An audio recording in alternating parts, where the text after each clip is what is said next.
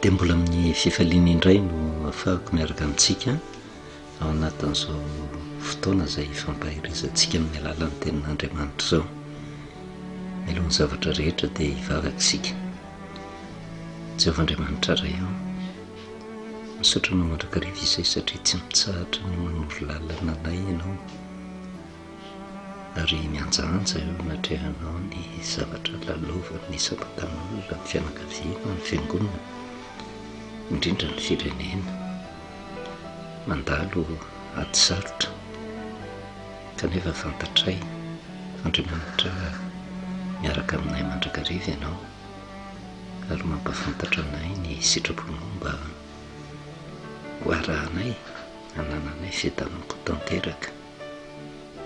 Fantatray tokoa fa miaina ao anatin'ny vanim-potoana farany, miaratsy izao fiainana izao, betsaka ny loza, betsaka ny fahasahiranana, betsaka ny fizahantsoetra miady izay hatrehana. Manana ny vahaolana mandrakariva ianao anatrehan'izany, koa dia mangataka ny fanahinao masina indray mba hanokatra ny foko mampanahinay, aizanay mandray ny teninao, atoky anao amin'ny lalaka lehanay rehetra. Dia meteza tombo any amin'ny voninahitra ao mandrakariva ianao, ny anaranao Jesosy, amen. Faly miarabantsika amin'ny anaran'i Jesosy, manonona ny fahasoavana sy ny fiadanan'ny tompo ho amintsika mandrakariva. Tamin'ny farany moa tsika dia niresaka mahakasika ny fitondran-tena mamendrika ny kristianina araka ny nambaran'ny Paoly apôstôly eo amin'ny Romanina 12,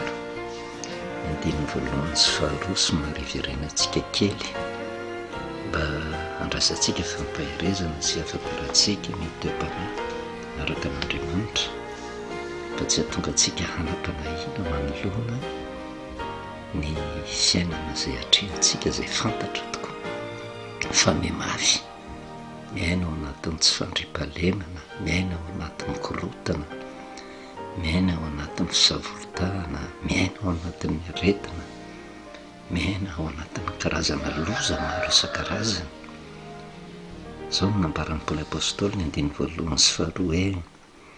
koa amin'izany mangataka aminareo ary rahalahy no mifamindrapon'Andriamanitra mba hatolotrareo ny tenanareo fanatitra velona, masina, sitrak'Andriamanitra dia fanompoam-panahy mety ataonareo izany. Ary aza manaraka ny fanaon'izao tontolo izao fa miovaha ny fanavaozana ny saina, hamantaranareo ny sitrapon'Andriamanitra dia izay tsara sady ankasitrahana no marina. Anisan'ny teny mampieritreritra mba hahatonga ny isam-batan'olona indrindra ny kristianina andiny tena hoe voatolotra tokoa an'Andriamanitra ve ny tenany, ary tonga amin'ny fanavaozan-tsaina tanteraka ve izy, tena mikatsaka ny sitrapon'Andriamanitra ve izy. Tsy verina tsika hanazava an'izay fa anisan'ny toe-panahy tokony ho saintsainina izany mba hafantarantsika ny lalaka izorantsika sy hamantarantsika zavatra tian'Andriamanitra ampitaina amintsika. Resakantsika ny fahateraham-baovao, ary zava-marina izany, tsy takona venona ny zavatra mitranga amin'izao vanim-potoana izao hoe raha ny firenena fotsiny no dinihana, miatrika ny fanomanana ny fifidianana izay ny zavatra haterany dia tahaka ny misy fisavoritahana, misy korotana, misy tsy fitovizan-tsaina ary mahavahalalana ny vahoaka rehetra. Izay no mahatonga antsika miresaka ny tantaran'ny zanak'Israely izay niainga tao amin'ny tany Egipta andehany amin'ny tany Kanana, ary nisy ny fandalovana amin'ny ranomasina mena izay efa nazavaintsika teto hoe izay fandalovana amin'ny ranomasina mena izay dia mariky ny fahateraham-baovao, fanekena andevona ilay toetra maha Egiptianina fa hiverina ho ilay Israely, olom-boafidin'Andriamanitra manaiky ny sitrapony. Izay fahateraham-baovao izay ny resahantsika dinika ny fanaovan'i Jesosy tamin'ny Nikodemosy hoe tsy maintsy ateraka indray ny olona zay vao mahazo miditra ny fanjakana lanitra ary fantatritsika tsara Nikodemosy fa mpahay lalàna, olona nianatra ary azo lazaina fa olona nanan-karena, nanany voninahiny. Kanefa rehefa niteny Jesosy hoe tsy maintsy ateraka indray ny olona, tsy azon'le izy satria zatra loatra nisikotra tamin'ny fahaizany, ny fahalalany, voninahitra sy ny harena nananany. Nahatonga azy ny teny hoe ataon'ny olona ao anandray no hiditra ny ekipon-dreny nosy ka ho ateraka, tsy azony na dia zavatra tsotra raha nambaran'i Jesosy Kristy. Ary zay koa mampatahotra amin'izao vanim-potoana izao manoloana ny kristianina ny tsy fahatakarana fahateraham-baovao zay, satria le zavatra ranofo no mibahana be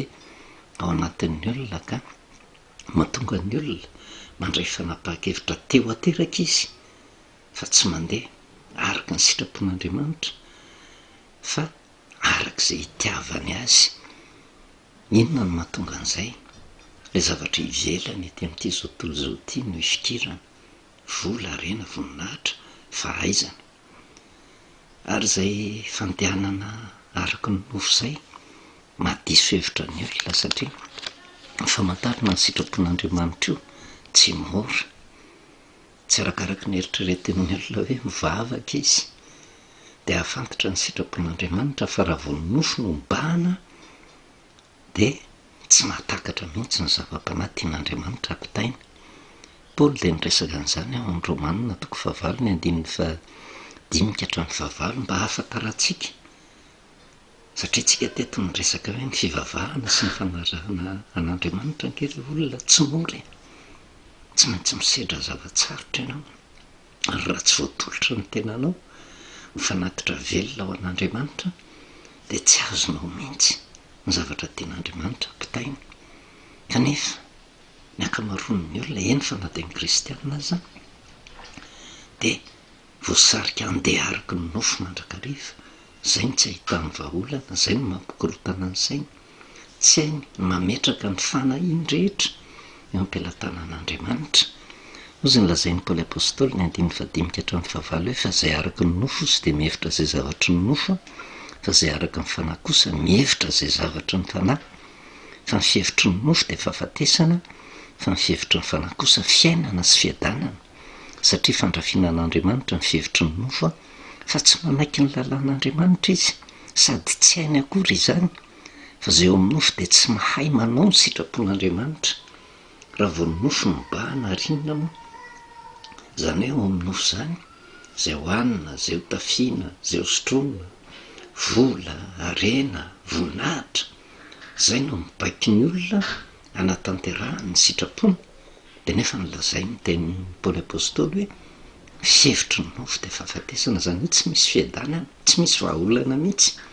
fa ny fihevitry ny fanahy kosa dia fiainana. Ary zay ny tsy nahatakarany Nikodemosy ny afatra nataon'i Jesosy tao anatin'izay le hoe tsy maintsy ateraka indray.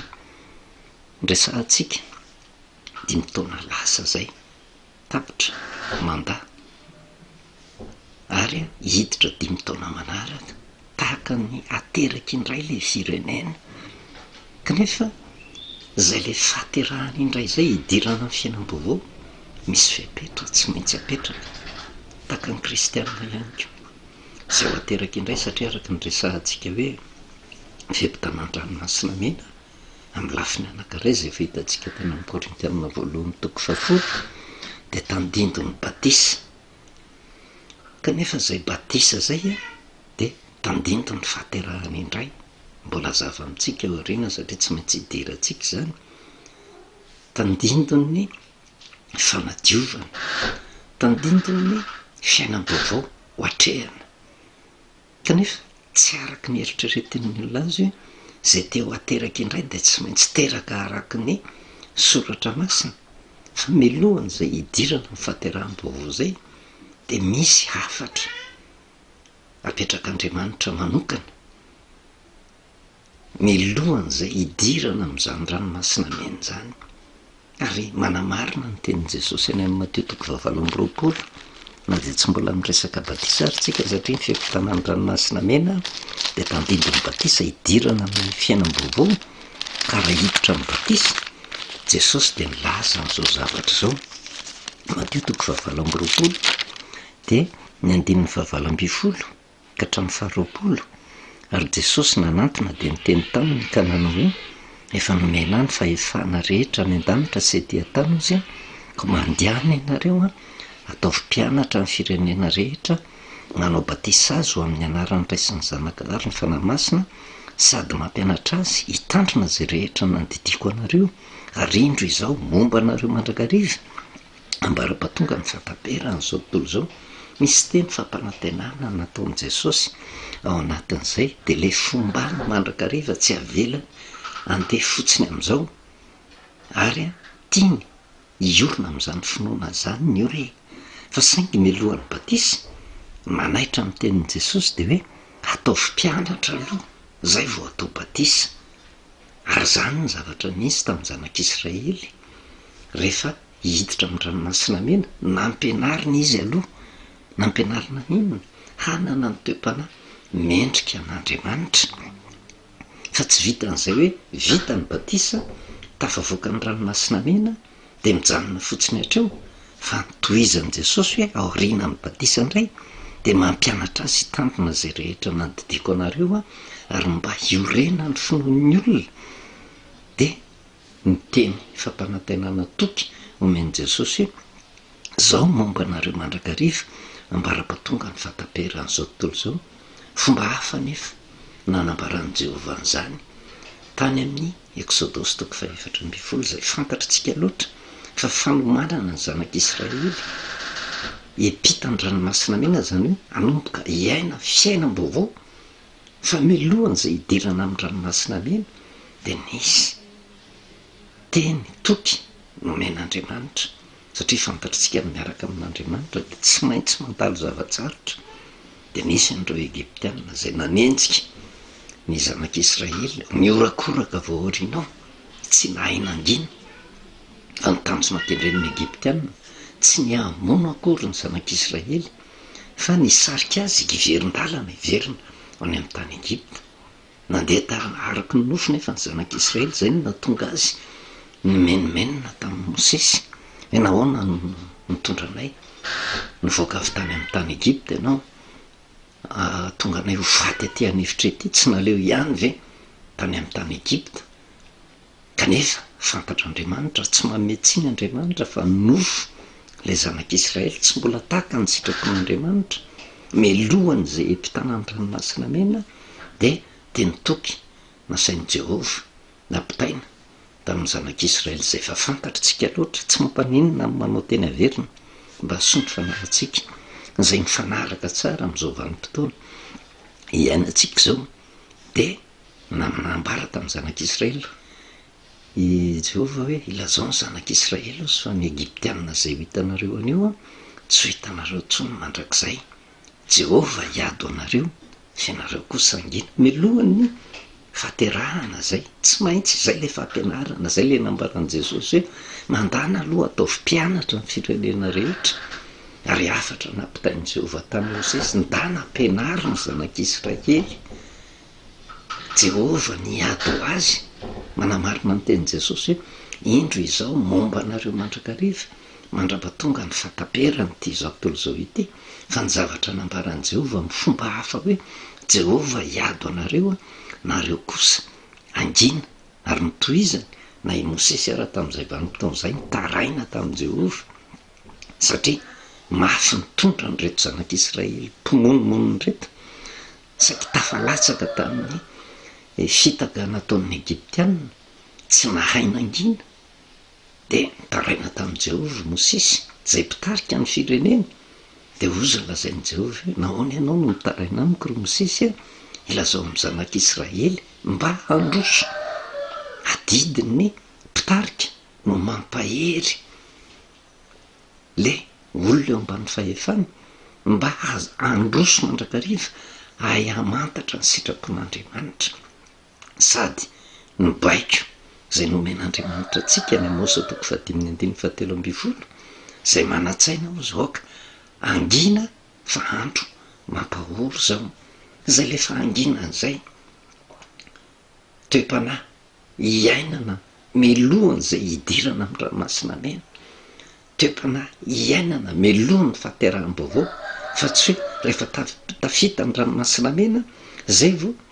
tena hianatra angina, fa melohany hidirana. Misy fandraisana fanapahan-kevitra ary zay le fanoloran-tena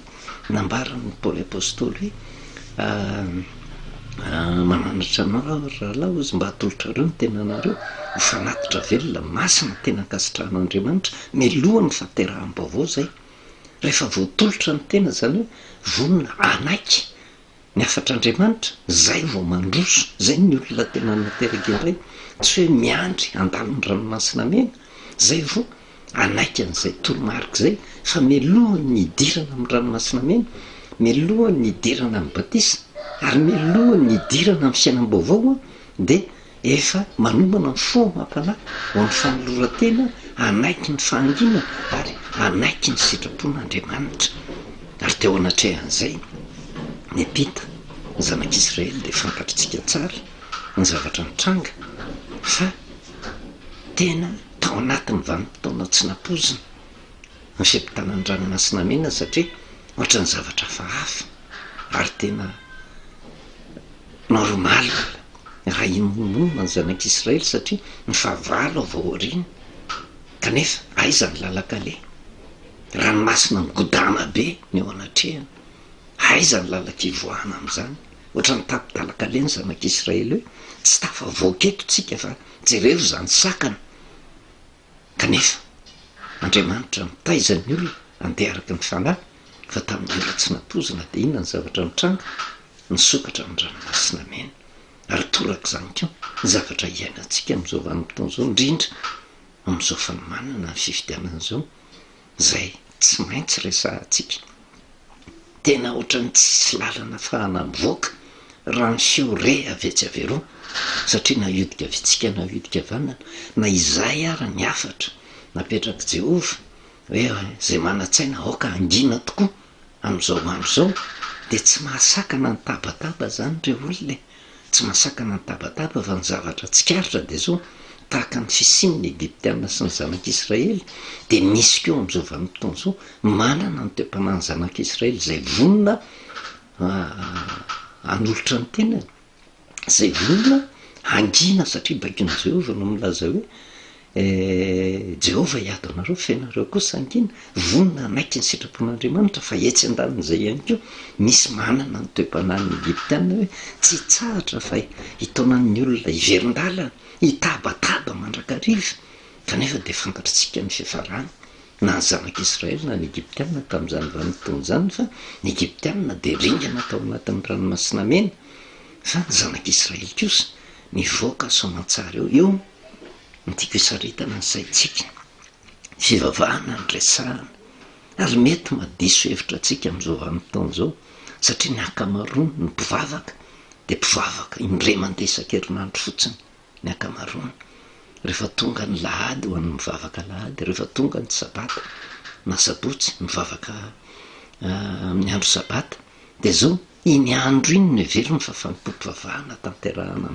miaraka amin'i Jehova. Zay ny mahatonga ny toepana, zay toa ohatra ny totongana amin'izao vanim-potoana izao, satria ny fantatritsika firenena malagasy inge dia firenena mivavaka, ny firenena malagasy dia firenena matahotra an'Andriamanitra, fa saingy ny mampatahotra dia sao dia mpivavaka amin'ny andro alahady fotsiny na mpivavaka amin'ny andro asabotsy fotsiny, fa ny fivavahana tsy fomba tanterahana amin'ny andro anankiray fotsiny, fa tena fiainana iainana andavanandro. Miatrika fifidianantsika mety hafahafa amintsika mieritreritra an'izany hoe fifidianana zany hoe fandraisana fanapahan-kevitra hiala amin'le 5 taona lasa, fa hiditra ny 5 taona vaovao, fahateraham-baovao nge zany ireo olona, batisa goavam-be izahan'Andriamanitra toetra ny olona nge zany, ary ny olona tena vonona ao ateraka indray,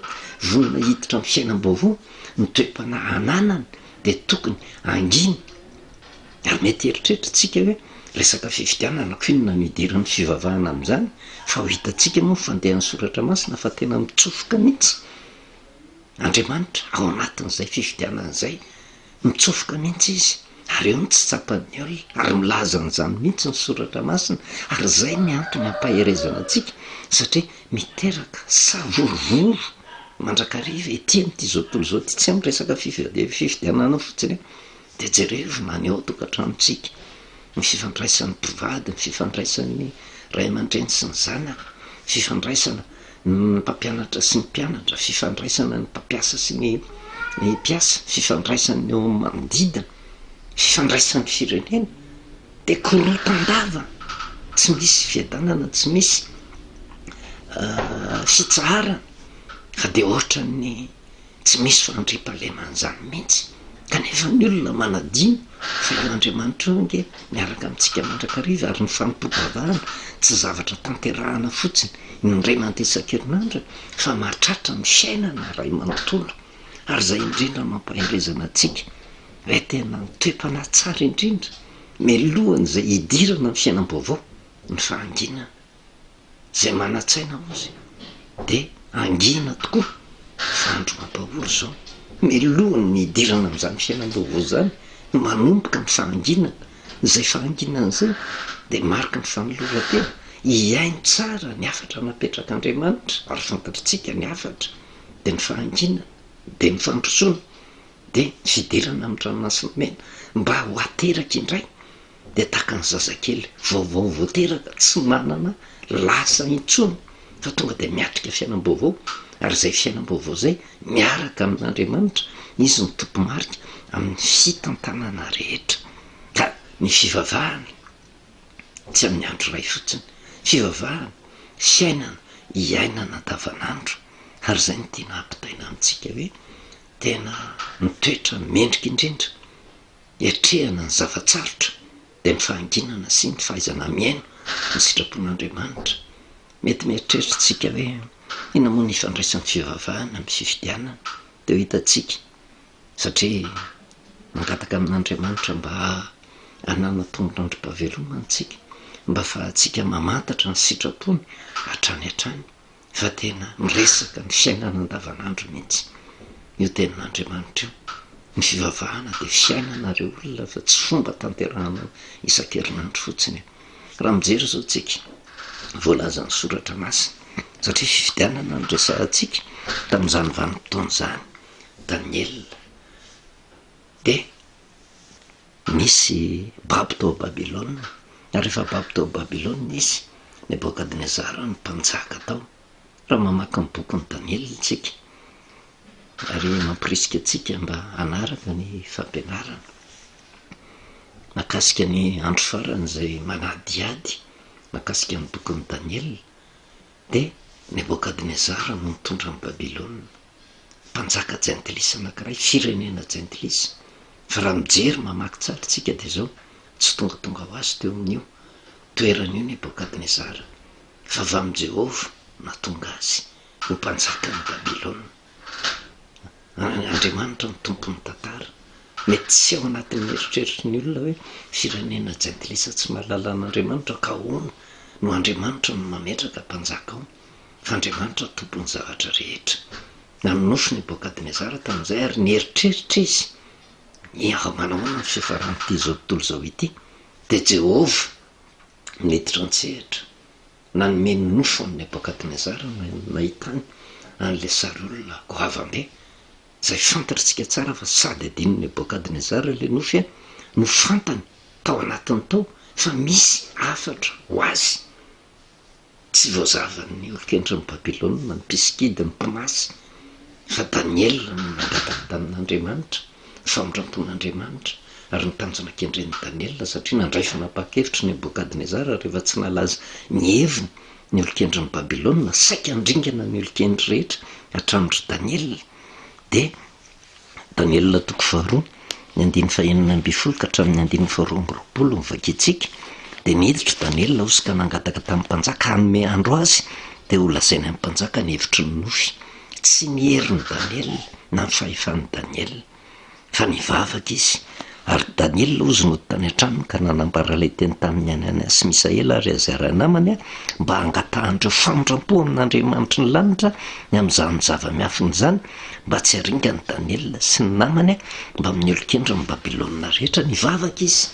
nangataka tamin'Andriamanitra, vonjeo zay Andriamanitra inona le nofon'ny Nebokadnezary ary inona no hevitra zany. Namaly vavaka azy Andriamanitra, ary rehefa namaly vavaka azy Andriamanitra naseho an'Andriamanitra tamin'ny marina, de naseho an'i Daniela tamin'ny fahitana ozy amin'ny alina zany zava-miafiny zany, ka de nisaotra an'Andriamanitra ny lanitra Daniela.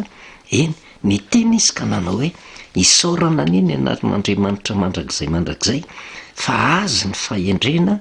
sy ny hery, ary izy no mandahatra ny andro sy ny fotoana, izy no manaisotra mpanjaka sy manangana mpanjaka, izy no manome fahendrena ho an'ny endra sy fahalalana ho an'izay mazava-tsaina, izy no mampiseho ny zavatra lalina sy miafina, izy no mahalala zay ao maizina ary no mazava mitoetra ho aminy. Avy amin'Andriamanitra miafatra nomenan'i Daniela na tonga fiderana an'Andriamanitra hoe ay ty Andriamanitra ty no mametraka mpanjaka, izy no manaisotra mpanjaka. Ary nambaran'i Daniela tao anatin'ny vavaka zany mba ho tsapatsika ihany koa, na iodika vitsika na iodika vanana manerina an'izao tontolo zao, niza mpanjaka mipetraka mitondra firenena. Andriamanitra raha tsy sitrapon'Andriamanitra tsy mipetraka eo iny, rehefa tian'Andriamanitra hongotana teo iny de miala teo iny, fa tsy araka ny sitrapon'ny olona fa saingy io Andriamanitra io kosa nefa de zao ny olona mampiasainy mba hametraka n'iny mpanjaka iny araka ny sitrapon'Andriamanitra fa tsy araka ny sitrapon'ny olona. Ary raha tsy mitodika amin'Andriamanitra de tsy mahatakatra n'izany rehetrarehetra zany. Aty amin'ny Daniela toko faharoa zany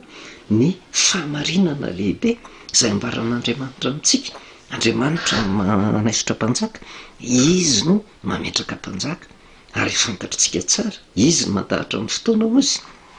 ny andro sy ny fotoana, fa ny faminaniana nomenan'ny Nebokadnezara de fampahafantarana ny Nebokadnezara vao fetra ny vanim-potoana ahafahany mitantana ny Babilôna. Hongotan'Andriamanitra teo izy. Ary raha mijeritsika ny tantara ny Daniela toko voalohany ka hatramin'ny toko fahadimy ny farana tanteraka araka ny faminaniana avy amin'i Jehova niongotra teo ny ampira babilôniana, ary avy amin'i Jehova mihitsy no nanambara fa ny andimby azy eo de ny fanjakana Mediana sy Persiana nanendra ny Kirosy nefa mpanjaka Jentilisy tsy malala an' Jehova, fa avy amin'i Jehova natonga any Kirosy nanafika any Babilôna, ary ny filazan'i Jehova any Kirosy de lay voahositra Jehova, lay mpanompon'i Jehova, satria nitanjona kendreny de nataoko mpanompo izy ozy mba hanafaka ny zanak'Israely ny amin'ny fahoriana. Zany hoe Jehova no nametraka azy teo na tsy fantany azy zay, ary torak'izany keo manerina n'izao tontolo zao. Ary zay no mahatonga antsika miresaka hoe tena miditra ao anatin'ny tantara'Andriamanitra, tsy amin'ny vanim-potoana fotsiny hoe andeka isaky ny ladina isaky ny sabotsy fotsiny no eritreretintsika fa mivavakantsika, fa iainantsika andavanandro hoe zay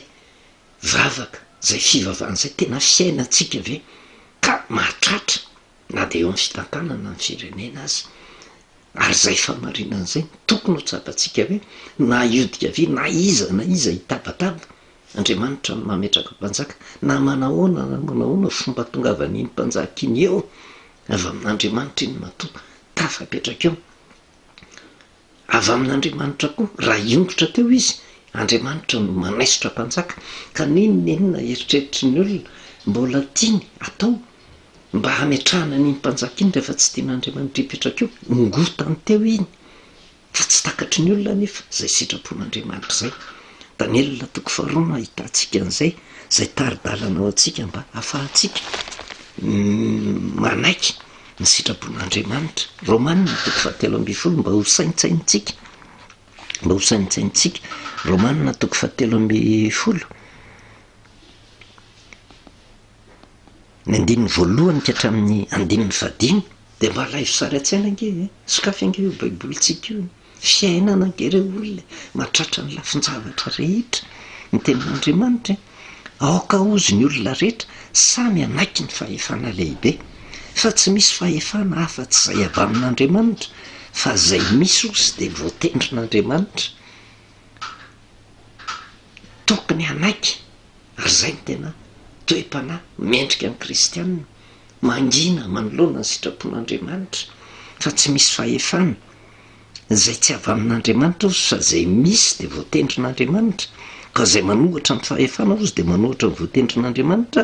ary zay manohatra de hahazo fanamelohana fa ny mpanapaka de tsy matahotra ny manao tsara fa ny manao ratsy ihany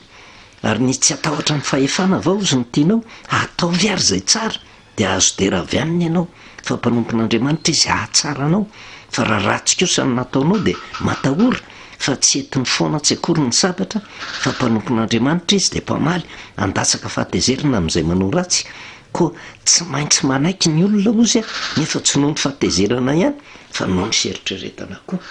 avy amin'Andriamanitra daholo ny fahefana misy na inona na inona fieritreretan'ny olona azy na ratsy io fahefana io na tsara io fahefana io ny zavatra tsy azo ny olona ange de tia Jehova no mametraka mpanjaka izy no manaisitra mpanjaka fa Jehova koa nefa mijery ny toe-panahin'ny olona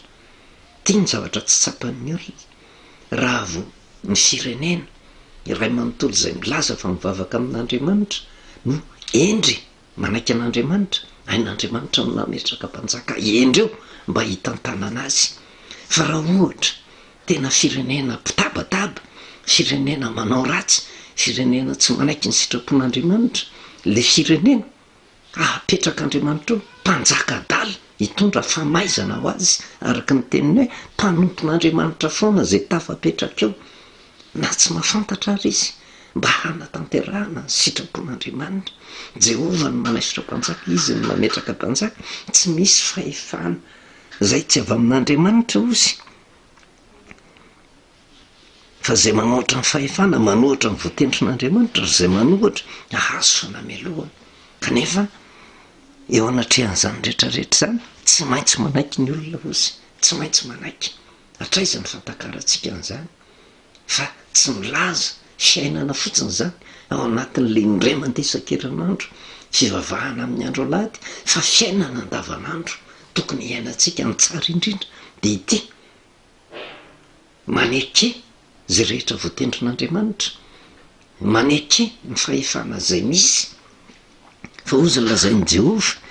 ary ny tsy atahotra ny fahefana avy any tianao ataovy ary zay tsara de azo dera avy aminy ianao inona ny tokony ataon'ny olona tsy andeha hitabataba vetsy averoa fa raha tena olom-pirenena vanina de ny zavatra ataony ny tena no jerevany de manao ny marina mandrakariva izy manao zay tsara mandrakariva izy mba ho fianarana ho amin'ny manodidina azy ary raha ny firenena iray manontolo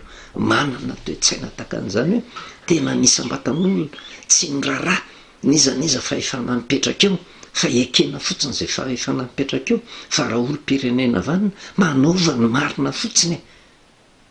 fa ho tonga saina hatramin'ny mpitarika rehefa avy eo fa ny olona mitabataba tsy manao ny marina tsy mandeha araka ny sitrapon'Andriamanitra de mitaty ny vokany vokadratsy miatro amin'ny fiainany ary zay mahatonga an' Jehova hiteny Jehova hiado anareo fianareo kosa anginy fa tsy hafabela eo anatrehan'ny sitrapon'Andriamanitra tsika Andriamanitra ny tompon'ny tantara izy ny mandahatra ny andro sy ny fotoana izy ny manaisitra mpanjaka sy ny mametraka mpanjaka fa saingy mbola ho hitantsika moa ahoana ny fomba ametrahan'Andriamanitra anio mpanjaka io de isika ihany ange nataon'ny fitaovana eo am-pelantanany ametrahan'izay tinika na fomba ahoana na fomba ahoana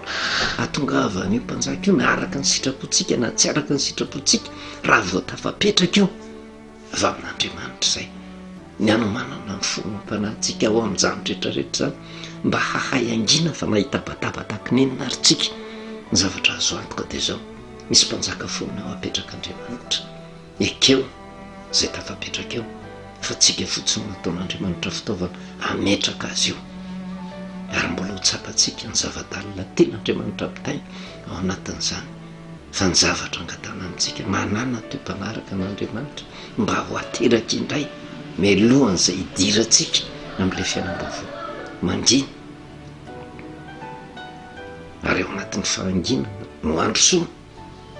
ary eo anatin'ny fandrosoana tsy mahay mandrosontsika raha tsy mamantatra ny sitrapon'Andriamanitra. Voninahitra n'Andriamanitra reriany vavatsika. Misaotra anao Jehovah'Andriamanitra ray no miteninao indray izay tonga mananatra anay mandrakariva mba tsy hisan'izay mpitabataba izahay, satria na izao tontolo izao ara dia resy lahatra tanteraka fa andro maholo izao, andro isiany loza, fikorontanana, tsy fandriam-pahalemana, falafosan'ny vidim-piainana. Kanefa ao anatin'izany indrindra no tianao anehoana ny herinao mba ho fantatra izao tontolo izao fa ianao ny Jehovah'Andriamanitra. Eo am-pelantananao ny zavatra rehetra, eo am-pelantananao ny firenena, eo am-pelantananao ny fiangonana. Mampianara ny firenena angina ianao tompo mba hisehoany voninahitra sy hananana fiadanana tanteraka. Misaotra indrindra ray ny anaran'i Jesosy. Amen. Manao velomantsika amin'ny anaran'i Jesosy, manao ny fahasoavana sy ny fiadanana tompo ho amintsika mandrakariva.